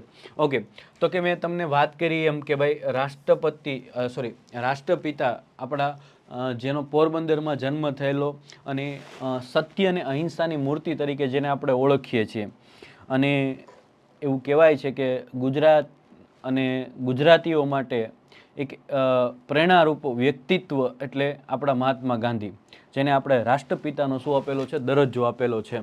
અને એ રાષ્ટ્રપિતાની જન્મભૂમિ તેમજ કર્મભૂમિ પ્રવાસીઓ માટે આકર્ષણનું કેન્દ્ર છે, એટલે કે પોરબંદર. અને આમ જોઈએ તો આપણું ગુજરાત. ઓકે, તેમાં અમદાવાદ ખાતે 1951માં, ક્યારે? 1951માં સ્થપાયેલું ગાંધી સ્મારક સંગ્રહાલય મુખ્ય છે. કયું? ગાંધી સ્મારક સંગ્રહાલય મુખ્ય છે. 1963માં નવું સ્વરૂપે નવા અલાયદા સ્થળે બનાવવામાં આવ્યું છે. આ સંગ્રહાલયમાં ગાંધીજીની રોજિંદી ક્રિયાઓમાં વપરાશમાં આવતી ચીજ વસ્તુઓ પ્રદર્શનમાં મુકાઈ છે. ત્યાર પછી સંગ્રહાલયમાં રજૂ કરાયેલા ચિત્રો આબેહૂબ વાસ્તવિક ઘટનાઓની અનુભૂતિ કરાવે છે. પુસ્તકો છે, ઉપરાંત ગાંધીજીના લખાણોની હસ્તપ્રતો છે, ગાંધીજીએ કરેલા પત્ર વ્યવહારોની નકલો છે, ફોટોગ્રાફ્સ, પછી આશ્રમવાસીઓ સાથેના ચિત્રો જેવી વસ્તુઓ ભારતીય સ્વાતંત્ર્ય ઇતિહાસની અનુભૂતિ કરાવે છે. ખાસ તો ગાંધીજીનો ચરખો અને તેમણે વાપરેલું ટેબલ પ્રવાસીઓ માટે આકર્ષણનું કેન્દ્ર બને છે. રેડી? તો આ બધી વસ્તુઓ તમને ક્યાં જોવા મળશે? ગાંધી સ્મારક સંગ્રહાલયની અંદર જોવા મળશે. ત્યાર પછી આગળ વાત કરીએ ભાઈ સરદાર વલ્લભભાઈ પટેલ. રાષ્ટ્રીય સ્મારક કઈ નદીના કિનારે આવેલ છે? સરદાર વલ્લભભાઈ પટેલ રાષ્ટ્રીય સ્મારક કઈ નદીના કિનારે આવેલ છે? તો કઈ નદીના કિનારે આવશે ભાઈ? તો એ આવશે સાબરમતી નદીના કિનારે અમદાવાદ ખાતે. ક્યાં આવશે? સાબરમતી નદીના કિનારે અમદાવાદ. ઓકે, વાત કરીએ એમના વિશે ભાઈ, તો કે સરદાર વલ્લભભાઈ પટેલ એવું કહેવાય કે બિસ્માર્ક ઓફ ઇન્ડિયા તરીકે જાણીતા, લોખંડી પુરુષ તરીકે જાણીતા, અને કદાચ સરદાર ના હોય તો આજે જે ભારત છે કદાચ ના હોત. એ જ્યારે ભારતના રાજા મહારાજાઓ છે એનું દરિયાવ દિલ રાખીને પોતાના 562 દેશી રજવાડાઓ છે એ સરદાર વલ્લભભાઈ પટેલને અર્પણ કરી દીધા, અને ત્યારે એક અખંડ ભારતની રચના થાય છે. અને એ અખંડ ભારતના પ્રણેતા અથવા તો જેને આપણે પિતા કહી શકીએ એવા સરદાર વલ્લભભાઈ પટેલના નામ ઉપરથી સરદાર વલ્લભભાઈ પટેલ રાષ્ટ્રીય સ્મારક સાબરમતી નદીના કિનારે શાહીબાગ ખાતે, એટલે કે શાહીબાગ અમદાવાદ ખાતે આ સરદાર વલ્લભભાઈ પટેલ રાષ્ટ્રીય સ્મારક આવેલું છે. ત્યાર પછી ભારતની આઝાદીના જંગમાં લોહ પુરુષ સરદાર વલ્લભભાઈ પટેલનો ફાળો અને તેમની નેતાગીરીના સંસ્મરણો સંગ્રહાલયમાં જોવા મળે છે. તેમના જીવનના કાર્યોની નોંધનો સંપૂર્ણ ઇતિહાસ આ સંગ્રહાલયમાં સાચવવામાં આવ્યો છે. ક્યાં? તો કે સરદાર વલ્લભભાઈ પટેલ રાષ્ટ્રીય સ્મારકની અંદર. ત્યાર પછી અગાઉ રાજભવન તરીકે ઓળખાતી આ ઇમારત અગાઉ કયા નામથી ઓળખાતી હતી? રાજભવન તરીકે ઓળખાતી હતી, અને હવે નવું નામ આપી દીધું છે પતંગ સંગ્રહાલય. આ પણ ઘણી બધી વખત સવાલ પૂછાઈ ગયો છે ભાઈ. એવું કહેવાય છે કે પતંગ ઉત્સવ એ ગુજરાતની એક અનોખી ઓળખ છે, અને તમને ખ્યાલ છે કે 2001ની અંદર જ્યારે આપણા વડાપ્રધાન બને છે, આપણા મુખ્યમંત્રી બને છે, અને એ છે નરેન્દ્રભાઈ મોદી. હાલમાં આપણા શું છે ભાઈ? વડાપ્રધાન. અને એ નરેન્દ્રભાઈ મોદીએ પતંગ મહોત્સવ છે એ ઉજવવાની શરૂઆત કરાવીને વિશ્વના એવું કહેવાય કે તમામ દેશો સુધી એની નોંધ લેતા કરી દીધા. અને એવું જ એક પતંગ સંગ્રહાલયની વાત આવે. પતંગ ઉત્સવ ગુજરાતની એક આગવી ઓળખ છે. વિશ્વ ફલક પર પતંગના શોખને ઉત્સવમાં પરિવર્તન કરવાની વિશ્વભરમાં ફેલાયેલી પતંગ રસિયાઓએ ગુજરાતના મહેમાન બની ચૂક્યા છે. પતંગ સંસ્કૃતિ ઉજાગર કરતું પતંગ સંગ્રહાલય, પતંગ સંસ્કૃતિને ઉજાગર કરતું પતંગ સંગ્રહાલય છે, એક હજારો વર્ષ જૂનો ઇતિહાસ દર્શાવે છે. ઓકે, તો આ પતંગ સંગ્રહાલય છે એ પણ ક્યાં આવેલું છે? અમદાવાદ ખાતે આવેલું છે. ત્યાર પછી માનવ સંસ્કૃતિનું સંગ્રહાલય કયા સ્થળે આવેલું છે? તો માનવ સંસ્કૃતિનું સંગ્રહાલય છે ક્યાં આવેલું છે ભાઈ? તો એ ભુજ ખાતે આવેલું છે. ભુજ ક્યાં આવેલું છે? તો કે કચ્છ જિલ્લાની અંદર આવેલું છે. કચ્છ જિલ્લાનું વડું મથક કે તો કયું આવશે? ભુજ. વેબ સંકુલ પણ ભુજ ખાતે પહોંચી ગયું છે. ઓકે, હવે વાત કરીએ ભાઈ તો કે વડોદરા સંગ્રહાલય. તો કે કળા અને શિલ્પ સ્થાપત્યનો બેનમૂન અને આકર્ષક નમૂનાઓના સંગ્રહ અહીં જોવા મળે છે. ઇતિહાસ, ભૂસ્તરશાસ્ત્ર અને જુદી જુદી માનવ સંસ્કૃતિના સ્વરૂપોને આલેખતું આ ભવ્ય સંગ્રહાલય ગાયકવાડી. એવું કહેવાય છે કે ગાયકવાડોના શાસન દરમિયાન સયાજીરાવ ગાયકવાડ ત્રીજા એ પણ કલાના શોખીન હતા, અને એવું કહેવાય છે કે કોઈ પણ એવી કળા નહીં હોય કે જેમને એના વિકાસ માટે કાર્યો નહીં કર્યા હોય. યુરોપિયન અને મુઘલ સામ્રાજ્યના અમૂલ્ય નમૂનાઓ તમને ક્યાં જોવા મળશે? વડોદરા સંગ્રહાલયની અંદર જોવા મળશે. માનવ સંસ્કૃતિનું સંગ્રહાલય ભારતીય સંસ્કૃતિ દર્શન નામે પ્રખ્યાત માનવ સંસ્કૃતિના પૂર્ણ દરજ્જાને તાદશ્ય કરતું સંગ્રહાલય ભુજ ખાતે આવેલું છે. ક્યાં આવેલું છે ભાઈ? ભુજ ખાતે આવેલું છે. કચ્છની ગ્રામીણ સંસ્કૃતિના 4500થી વધુ નમૂના દર્શાવતા સંગ્રહાલયમાં સંસ્કૃતિ કળાના પુસ્તકો અને અન્ય સામગ્રીઓ ઉપલબ્ધ છે, જે મુખ્ય 5 વિભાગોમાં વહેંચવામાં આવેલું છે. મધ્યખંડમાં સાહિત્ય, ચિત્ર વિભાગમાં અલભ્ય સાહિત્યનો ખજાનો છે. ખૂબ જ કલાત્મક ચર્મકામ, ચામડામાંથી બનાવેલી વસ્તુ, ટૂંકમાં સંગીત કળાના વાદ્યો ખૂબ જ આકર્ષણના કેન્દ્રો છે, અને જે તે સમયની કિંમતી ચીજ વસ્તુઓ ઉપરાંત સોનું અને ચલણી નાણું વગેરે સુરક્ષિત કરવામાં આવેલા છે. કયા? તો કે માનવ સંસ્કૃતિ સંગ્રહાલય ભુજ ખાતે. સંગ્રહિત કરવા માટે કોઠારનું નિર્માણ અને તેની બનાવટ આકર્ષણનું કેન્દ્ર છે. ત્યાર પછીના આગળના ક્વેશ્ચનમાં જોઈએ તો કે કયા મ્યુઝિયમમાં સોના ચાંદીના ઘરેણાના નમૂના અને ડિઝાઇન તમને જોવા મળે છે? તો એ કચ્છ મ્યુઝિયમ પણ તમે કહી શકો અને ફર્ગ્યુસન મ્યુઝિયમ પણ કહી શકો. આ બંને જગ્યાએ તમને સોના ચાંદીના ઘરેણા અને એના નમૂના અને એની અલગ અલગ ડિઝાઇનો તમને જોવા મળશે. એટલે રાઈટ આન્સર તો આપણો અહીંયા ઓપ્શન ડી આવશે. જો કચ્છ મ્યુઝિયમની વાત કરીએ, ગુજરાતનું સૌથી પુરાણું મ્યુઝિયમ એટલે કે સૌથી જૂનું મ્યુઝિયમ આપણે કહી શકીએ, અથવા તો સંગ્રહાલય કહી શકીએ. ઈસવીસન 1877માં આ નિર્માણ પામેલું, જે ફર્ગ્યુસન સંગ્રહાલયના નામે પ્રસિદ્ધ હતું. બ્રિટિશ હુકુમત સમયે સર જેમ્સ ફર્ગ્યુસને આ સંગ્રહાલયની શું કરેલી? વ્યવસ્થા કરેલી. આ સંગ્રહાલયમાં સોના ચાંદીના ઘરેણાના નમૂના અને તેની ડિઝાઇન, શાળકામ યુદ્ધના શસ્ત્રોના નમૂના, પુરાતત્વીય ઇતિહાસના નમૂના, પ્રાણીના અવશેષો અને અન્ય સાધન સામગ્રી ઉપરાંત વાહન વ્યવહાર સાથે જોડાયેલી સંસ્કૃતિ અને સભ્યતાની રજૂઆત તમને અહીંયા જોવા મળશે. કયા મ્યુઝિયમમાં? કચ્છ મ્યુઝિયમની અંદર. ત્યાર પછી આવે છે ગુજરાતના અન્ય સંગ્રહાલયોની વાત કરીએ, ગ્રંથાલયોની વાત કરીએ તો ઈસવીસન 1939માં ગુજરાત પુસ્તકાલય મંડળની સ્થાપના થઈ. મંડળ પાસે 2 ગ્રંથાલયો હતા. તેમાંનું એક ગ્રંથાલય ક્યાં આવેલું છે? અમદાવાદ ખાતે, જેને આપણે મધ્યસ્થ લાઇબ્રેરી ગુજરાત વિદ્યાપીઠ ખાતે આવેલું છે. સ્વાયત્ત સંસ્થા દ્વારા તેનું સંચાલન થાય છે. બીજું વડોદરા સ્થિત વડોદરા મધ્યસ્થ પુસ્તકાલય, જેનું સંચાલન એવું કહેવાય કે ગુજરાત સરકાર દ્વારા કરવામાં આવે છે. ત્યાર પછી ગાંધીજી સાથે જોડાયેલું સ્થળ હૃદયકુંજ કયા શહેરમાં આવેલું છે? તો તમને બધાને ખબર હોવી જોઈએ કે ગાંધીજી સાથે જોડાયેલું હૃદયકુંજ છે એ જે આપણો સાબરમતી આશ્રમ આવેલો છે ને ત્યાં આવેલું સ્થળ એટલે હૃદયકુંજ. ક્યાં? તો કે અમદાવાદ ખાતે આવેલું છે. ક્યાં આવેલું છે ભાઈ? અમદાવાદ ખાતે આવેલું છે. વાત કરીએ એમના વિશે ભાઈ તો કે ગુજરાતના ઐતિહાસિક અને પુરાતત્વીય સ્થળોની અંદર ભારતના સ્વતંત્ર સંગ્રામના ગાંધીજીની મુખ્ય કર્મભૂમિ અમદાવાદ રહી છે. એટલે કે આ સ્વતંત્રતા સંગ્રામ દરમિયાન 1915માં જ્યારે એ દક્ષિણ આફ્રિકાથી પરત ફરે છે અને ત્યાર પછીનો મોટા ભાગનો સમય છે એ અમદાવાદમાં વિતાવે છે. અને એ અમદાવાદમાં જે સાબરમતી આશ્રમ ખાતે પોતે રહેતા અને ત્યાં નાના ઓરડામાં ગાંધીજી તેમના વસવાટ દરમિયાન અહિંસાનું આંદોલન અને સ્વાતંત્ર્ય ચળવળની પ્રવૃત્તિઓ ચલાવતા. એ ઓરડાને આપણે કયા નામથી ઓળખીએ છીએ? હૃદયકુંજ તરીકે ઓળખીએ છીએ, જે સાબરમતી આશ્રમના સ્મારકો અને તેના મૂળ બાંધણી મુજબ સંચવાયેલું છે. એટલે આજે પણ તમે સાબરમતી આશ્રમ જાઓ કઈ જગ્યાએ? અમદાવાદ ખાતે, તો ત્યાં ગાંધીજીનો એ ઓરડો છે એમનો એમ સંચવાયેલો છે અને એ ઓરડાનું નામ શું છે ભાઈ? હૃદયકુંજ છે. ઓકે, જેમાં ગાંધીજી દૈનિક કાર્યોની ચીજ વસ્તુઓ તેમજ અંગત જીવન ઉપયોગી વસ્તુઓનો સંગ્રહ કરવામાં આવેલો છે, જેની મૂળ સ્થિતિમાં આજની તારીખે પણ સચવાયેલ છે. હૃદયકુંજ વિશ્વ પ્રવાસીઓ માટે મુખ્ય કેન્દ્ર છે. ત્યાર પછી વાત કરીએ કે ભાઈ પુસ્તકાલય, ગાંધીજીના હસ્તલિખિત પત્રો, સ્વાતંત્ર્ય સંગ્રામના મૂળ દસ્તાવેજો ઉપરાંત ધ્વનિ અને પ્રકાશના આયોજનથી સ્વાતંત્ર્ય સંગ્રામની હુબહુ ઝાંખી કરાવતો કાર્યક્રમ પ્રવાસીઓ માટે રજૂ કરાય છે. ગાંધીજી દ્વારા નિયમિતપણે કરાતી હૃદયકુંજની પ્રાર્થના આશ્રમના ઇતિહાસનું બેનમૂન સંભારણું છે. આમ સ્વતંત્ર સંગ્રામનું આ પ્રમુખ સ્મારક ગાંધીજીએ સ્થાપેલા મૂલ્યો સંવર્ધિત અને તેના પ્રચાર કરતો આઝાદીના જંગનું મુખ સાક્ષી છે. એટલે આ ખૂબ જ મહત્વનું સ્થળ છે, એટલે યાદ રાખજો, કદાચ એક્ઝામમાં પૂછાઈ શકે. ત્યાર પછી વડનગરમાં આવેલું તોરણ કેટલા ફૂટ ઊંચું છે? સામાન્ય રીતે આપણને બધાને ખબર છે કે વડનગરની અંદર એક તોરણ આવેલું છે અને એ તોરણ છે એવું કહેવાય છે કે કેટલા ફૂટ ઊંડું છે? તો કે ભાઈ 40 ફૂટ જેટલું શું છે ભાઈ? ઊંચું છે. વડનગરની વાત આવે એટલે ક્યાં આવેલું છે? મહેસાણા ખાતે આવેલું છે. અને જો વડનગરની વાત આવે તો આપણા પ્રાઇમ મિનિસ્ટર એટલે કે ભાઈ નરેન્દ્રભાઈ મોદીનું જન્મ સ્થળ છે. બીજું શેના માટે જાણીતું છે? તાનારીરી મહોત્સવ માટે પણ જાણીતું છે. આ તાનારીરી મહોત્સવ છે ને એ સંગીત સાથે જોડાયેલો મહોત્સવ છે.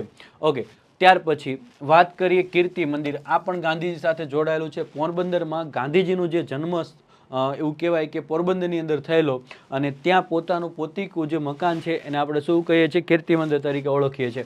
પોરબંદર ખાતે કીર્તિ મંદિર રાષ્ટ્રપિતા મહાત્મા ગાંધીનું જન્મ સ્થાન છે.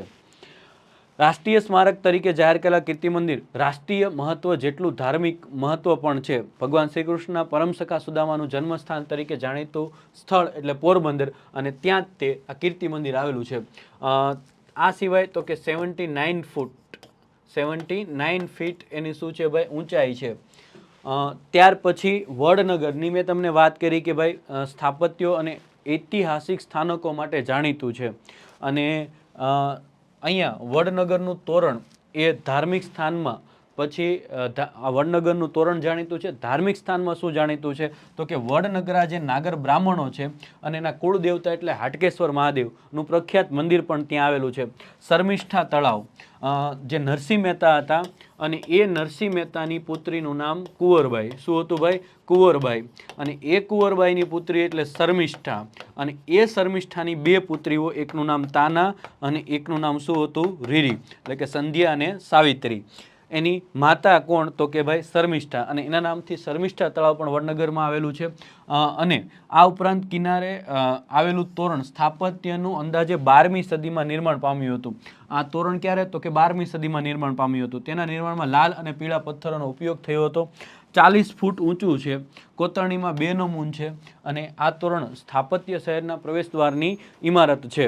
ઓકે, આ સિવાય બીજી રુદ્ર મહાલય ક્યાં આવેલું છે? સિદ્ધપુર ખાતે. ક્યાં આવેલું છે? રુદ્ર મહાલય ક્યાં આવેલું છે? તો કે સિદ્ધપુર ખાતે. સિદ્ધપુર ક્યાં આવેલું છે? તો કે પાટણ ખાતે.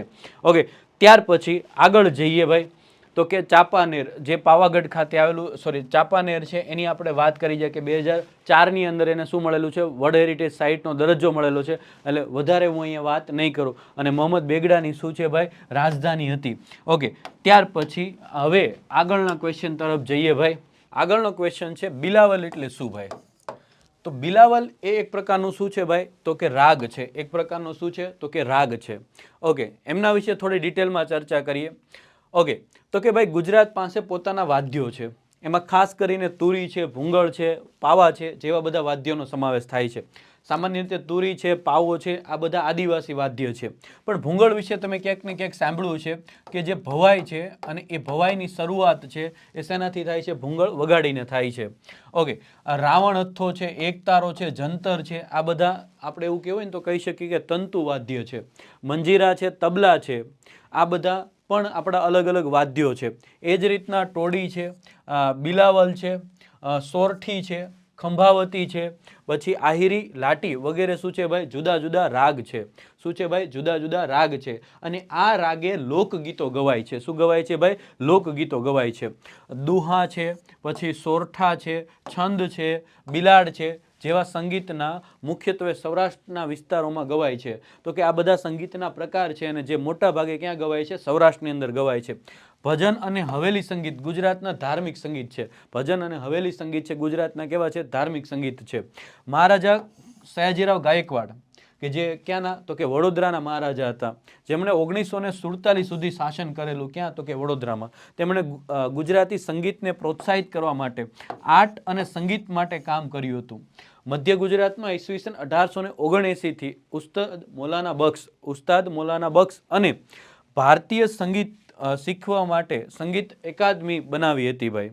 અને ત્યાર પછી આ એકાદમી પાછળથી મહારાજા સયાજીરાવ ગાયકવાડ યુનિવર્સિટીના ભાગમાં એવું કહેવાય કે મહારાજા MS યુનિવર્સિટી છે, મહારાજા સયાજીરાવ ગાયકવાડ યુનિવર્સિટી છે, અને એનો ભાગ ગણાણી.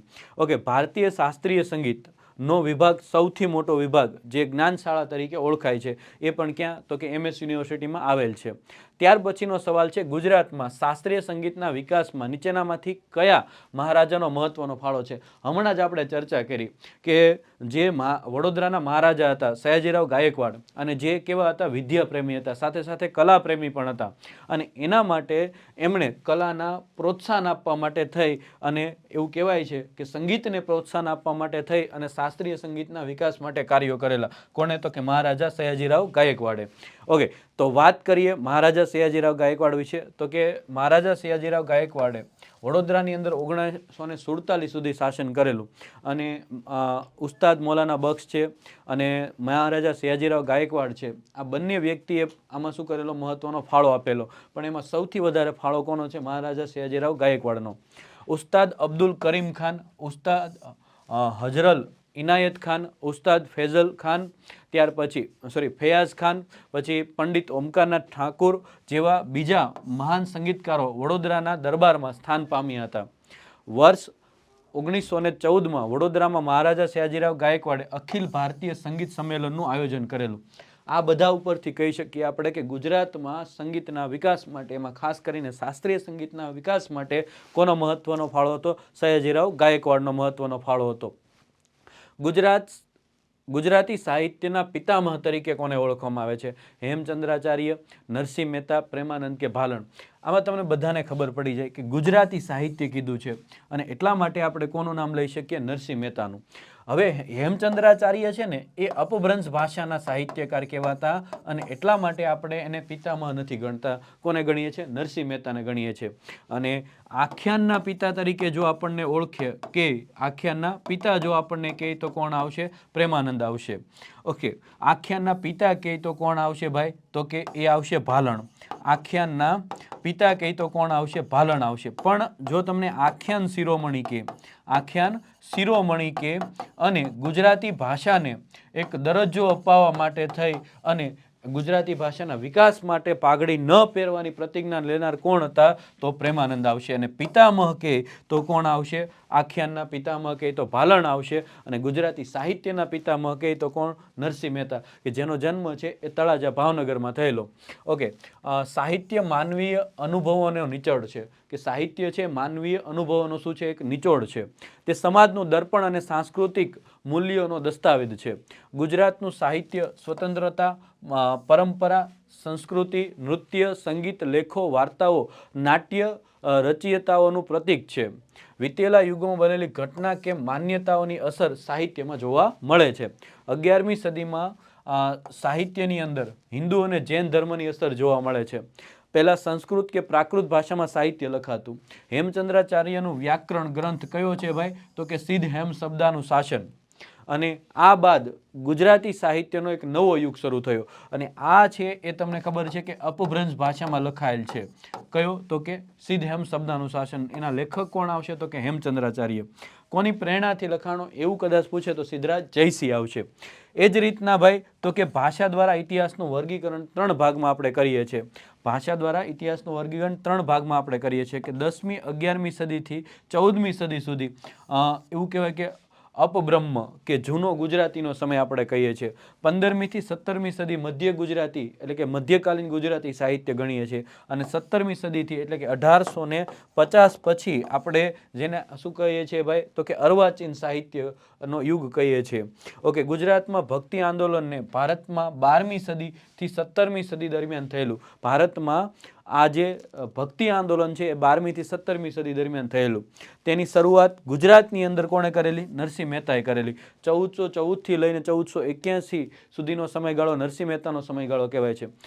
ત્યારબાદ નરસિંહ મહેતા ગુજરાતી સાહિત્યના પિતામહ તરીકે ઓળખાય છે, જે આપણો સવાલ હતો. અને એમણે મોટા ભાગે આપણને શું આપ્યા છે? પદ આપ્યા છે.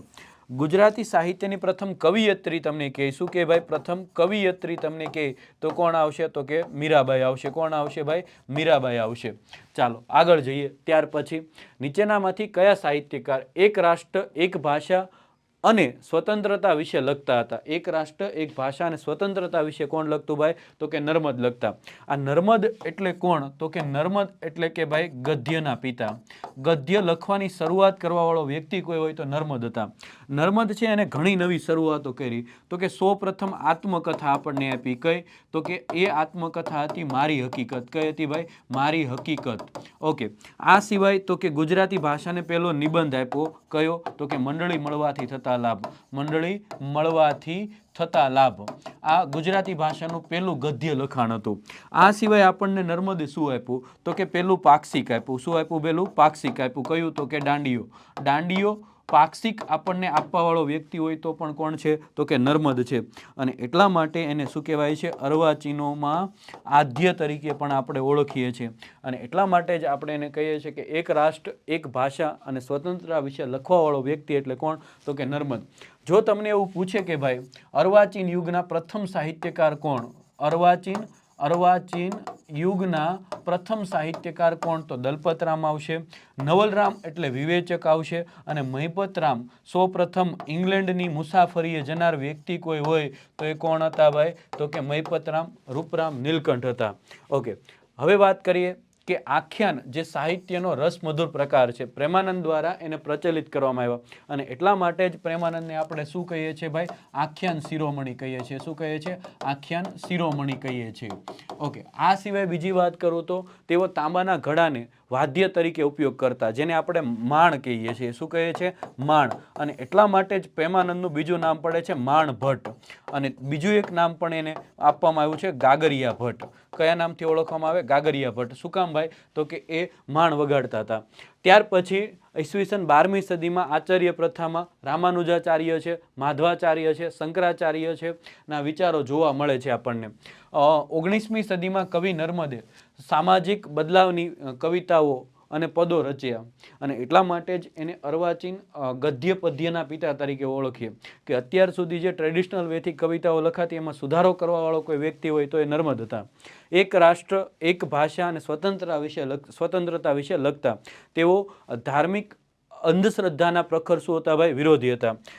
પાછળથી તેમણે દાંડીઓ નામે સામયિકની પણ શરૂઆત કરેલી, જેની મેં તમને વાત કરી દીધી. ઓકે, પછી એક વ્યક્તિ આવે છે ગોરધનરામ માધવરામ ત્રિપાઠી, જેને આપણને શું આપી? મહાનવલકથા આપી. શું આપી ભાઈ? મહાનવલકથા આપી. કઈ? તો કે સરસ્વતી ચંદ્ર. મીરાબાઈની મેં તમને વાત કરી કે ગુજરાતી ભાષાના પ્રથમ કવિયત્રી તમને પૂછે તો કોણ આવશે? મીરાબાઈ આવશે. ચાલો, ત્યાર પછી આગળ વાત કરીએ. ઈસવીસન 1815માં કયા સાહિત્યકારે રામાયણ લખેલી? એટલે કે 1815માં રામાયણ લખનાર વ્યક્તિ કોણ હતા? તો કોણ આવશે ભાઈ? કવિ ગિરધર. કવિ ગિરધર કૃત રામાયણ કરી અને એણે શું લખ્યું છે? રામાયણ આપણને આપેલી છે. દયારામ છે તો કે ગરબી આપણને આપતા. આખ્યાનની શોધ કરવા આખ્યાન સંજ્ઞા આપનાર ભાલણ હતા. દલપતરામ છે એ સુધારક યુગના કે અર્વાચીન યુગના પ્રથમ સાહિત્યકાર ગણાતા. ગિરધરે ઈસવીસન 1815માં શું લખેલી? રામાયણ લખેલી. તુલસી વિવાહ, ભગવાન કૃષ્ણના તુલસી જોડેના લગ્નના ગીતો, રણછોડ ભક્ત અને રણછોડજી દિવાન, હરિહર ભટ્ટ અથવા તો હરિભટ્ટ જેવા સાહિત્યકારોએ, રચનાકારોએ 18મી સદીથી 19મી સદીના સમયગાળા દરમિયાન અલગ અલગ સાહિત્ય લખેલું. કનૈયાલાલ મુનશીએ સોલંકી સામ્રાજ્યના ઇતિહાસની વાત કરી, એટલે કે પાટણની પ્રભુતા હોય કે જય સોમનાથ હોય, આવી બધી કૃતિઓ છે એ કોણે આપણને આપેલી છે? સોલંકી વંશ ઉપર, તો કે કનૈયાલાલ માણેકલાલ મુનશી. ઝવેરચંદ મેઘાણી, અને એ ઝવેરચંદ મેઘાણી આપણને શું આપ્યું ભાઈ? તો કે આમ કહે ને કે ભાઈ આપણે એવું કહી શકીએ કે લોક સાહિત્યનો મત મોરલો. તો એ લોક સાહિત્ય આપણને આપવાવાળા વ્યક્તિ કોણ? તો કે ભાઈ એ છે ઝવેરચંદ મેઘાણી. ઓકે, સૌરાષ્ટ્રની જે ધરા છે અને એનો સમૃદ્ધ વારસો છે સૌરાષ્ટ્રની રસધારા દ્વારા લોકો સુધી પહોંચાડ્યો. એ જ રીતના પન્નાલાલ પટેલ, અને એ પન્નાલાલ પટેલ એટલે જાનપદી નવલકથાના લેખક. અને એની જ નવલકથા ખૂબ જ જાણીતી બની હોય એવી માનવીની ભવાઈ. માનવીની ભવાઈ માટે આ વ્યક્તિને 1985ની અંદર જ્ઞાનપીઠ એવોર્ડ મળે છે. પહેલો સ્વતંત્ર જ્ઞાનપીઠ એવોર્ડ જો કોઈ વ્યક્તિને મળ્યો હોય તો પન્નાલાલ પટેલને મળેલો છે. ઉમાશંકર જોશી, કે જેણે કાવ્યોની અંદર એવું કહેવાય ને કે ગુજરાતી ભાષાને એમ અલગ જ એક પ્રકાર આપ્યો હોય તો એ કોણ હતા? ઉમાશંકર જોશી હતા. ત્યાર પછી વાત કરીએ કે નીચેનામાંથી કયું સ્થળ તેના ભવ્ય સાંસ્કૃતિક વારસાને લીધે આ નામથી ઓળખાય છે? એવું કીધું છે. આ રીતે ઓળખાય છે. તો તમને બધાને ખબર હશે કે ભાઈ આ કયું સ્થળ છે? તો એ કયું આવશે ભાઈ? તો કે કચ્છ આવશે, કે જેને ધ ક્રડે ઓફ ક્રાફ્ટમેનશિપ તરીકે આપણે ઓળખીએ છીએ. તો કયું છે ભાઈ? તો કે એ છે કચ્છ. અને એ કચ્છ વિશે વાત કરીએ તો કચ્છ એક અદ્ભુત છે એમ, અને એટલા માટે તે તમને ખ્યાલ છે કે અમિતાભ બચ્ચને એવું કીધું કે આખું ગુજરાતમાં તમે કે આખા ભારતમાં ભલે બધે ફર્યા હોય તમે, પણ કચ્છ નથી જોયું તો તમે કાંઈ નથી જોયું એમ. ઓકે, તો કચ્છની વાત કરીએ આપણે એ પહેલાં તો કે ગુજરાતના અલગ અલગ વારસાઓની અહીંયા વાત કરેલી છે. ગુજરાતને પોતાની નવી ઓળખ કોણે આપેલી છે? કચ્છ મહોત્સવે આપેલી છે, જેને આપણે એવું કહીએ કે કચ્છની અંદર રણોત્સવ છે એ પણ એક આપણી આગવી ઓળખ છે. ગુજરાતની છાપ મેળવી છે. જે પ્રવાસીઓ સાંસ્કૃતિક તહેવારો, લેસર શો, નૃત્ય, હાસ્ય, કારીગરી દ્વારા તેના તરફ શું થયો છે? આકર્ષાયું છે. કચ્છ તેમના ભવ્ય સાંસ્કૃતિક વારસાને લીધે કયા નામથી ઓળખાય છે? ક્રાફ્ટમેનશિપ તરીકે ઓળખાય છે. તરણેતરનો મેળો ક્યારે ભરાય છે? તો કે ભાઈ સુરેન્દ્રનગર જિલ્લાના થાનગઢમાં આ મેળો ભરાય છે. ક્યારે ભરાય છે? તો કે ભાદરવા સુદ ચોથ પાંસમ અને છઠના દિવસે 3 દિવસ માટે આ મેળો ભરાય છે. તરણેતરના મેળાની અંદર એવું કહેવાય કે પશ્ચિમના ગ્રામીણ ઓલિમ્પિકનું પણ આયોજન થાય છે. કયા? પશ્ચિમના ગ્રામીણ ઓલિમ્પિકનું પણ આયોજન થાય છે. તરણેતર હાથથી બનાવેલી કલાત્મક ચીજવસ્તુઓ, પરંપરાગત નૃત્યો કે જેમાં ભરવાડ સમાજના લોકો છે, રબારી સમાજના લોકો છે, હુડો નૃત્ય કરે છે. એ જ રીતના કોળી સમાજના જે લોકો છે એ 3 તાળી નૃત્ય કરે છે. આ સિવાય લગ્ન ઉત્સુક યુવાન યુવતીઓ માટે મિલન ઉત્સવ પણ અહીંયા ગોઠવાય છે. તમને ખ્યાલ છે કે તરણેતરના મેળાની અંદર રંગબેરંગી ભરત ભરેલી છત્રી જાણીતી છે અને કુંવારા પુરુષોના હાથમાં શું હોય છે? રંગબેરંગી ભરત ભરેલી છત્રી હોય છે. અને એ તરણેતર ખાતે કે જ્યાં ત્રિનેત્રેશ્વર મહાદેવનું શું મંદિર આવેલું છે અને એના સાનિધ્યમાં દર વર્ષે ગુજરાતનો સૌથી મોટો લોકમેળો ભરાય છે. ઓકે, તો આ વાત થઈ તરણેતરના મેળાની. ઓકે, ત્યાર પછીના સવાલ તરફ જઈએ ભાઈ. નીચેનામાંથી કયા વ્યક્તિ નવ ભારતના સ્વપ્નદ્રષ્ટા તરીકે જાણીતા છે? નવ ભારતના સ્વપ્નદ્રષ્ટાની વાત આવે તો કોણ આવશે ભાઈ? ધીરુભાઈ અંબાણી આવશે, કે જેને આપણે નવ ભારતના સ્વપ્નદ્રષ્ટા તરીકે ઓળખીએ છીએ. એનો પુરાવો પણ તમને અહીંયાથી આપી દો કે ગુજરાતના પ્રેરણા સ્ત્રોત તરીકે કોણ કોણ ઓળખાય છે?